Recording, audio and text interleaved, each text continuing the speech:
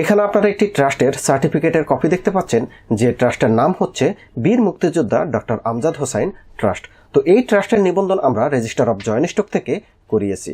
তো এই register of joint stock থেকে একটি ট্রাস্টের নিবন্ধন করতে গিয়ে আমাদের কোন কোন ডকুমেন্ট বা কোন কোন কাগজপত্রের প্রয়োজন হয়েছে সে ব্যাপারে এই ভিডিওতে আপনাদেরকে ধারণা দেওয়ার চেষ্টা করব।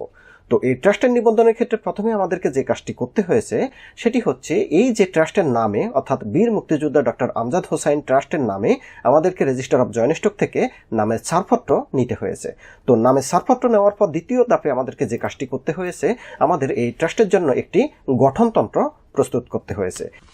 তো এই গঠনতন্ত্র প্রস্তুতের ক্ষেত্রে এই ফাউন্ডেশনের যারা যারা সদস্য থাকবে তাদের প্রত্যেকেরই জাতীয় পরিচয়পত্রের কপি, তাদের পাসপোর্ট সাইজের ছবি, তাদের ব্যক্তিগত টিন সার্টিফিকেটের কপি, একই সাথে তাদের মোবাইল নাম্বার, ইমেল অ্যাড্রেস, এই তথ্যগুলো প্রয়োজন হবে। এখানে আপনারা সেই গঠনতন্ত্রের কপিটি দেখতে পাচ্ছেন।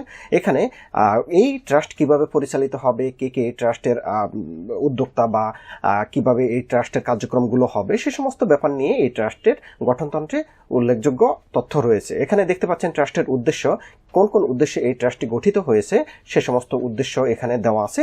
আরও বিস্তারিত সমস্ত তথ্য এই ট্রাস্টের গঠনতন্ত্রে থাকবে। এরপর তৃতীয় দফা আমাদেরকে যে কাজটি করতে হয়েছে, এই ট্রাস্টের নামে কিছু সম্পদ প্রদান করা হয়েছে, সেই সম্পদ দানের দলিলটি এখানে আপনারা দেখতে পাচ্ছেন।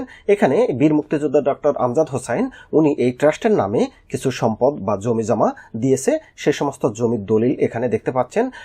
আপনারা চাইলে জমিও দিতে পারেন, আপনারা চাইলে কিছু অর্থ দিয়েও ট্রাস্টের এই দলিলটি সাব রেজিস্ট্রি অফিস থেকে রেজিস্ট্রেশন করতে পারেন। তো এই ট্রাস্টের দলিলটি কিন্তু ট্রাস্টের নিবন্ধনের ক্ষেত্রে অত্যন্ত গুরুত্বপূর্ণ। এর পরবর্তীতে আমাদেরকে যে কাজটি করতে হয়েছে, আমাদের ট্রাস্টের অফিস যেখানে অবস্থিত সেখানকার অফিস ভাড়ার চুক্তিপত্রের একটি কপি আমাদেরকে প্রদান করতে হয়েছে। একই সাথে আমাদের যারা যারা ট্রাস্টের এই উদ্যোক্তা তাদের একটি অঙ্গীকারনামা প্রদান করতে হয়েছে।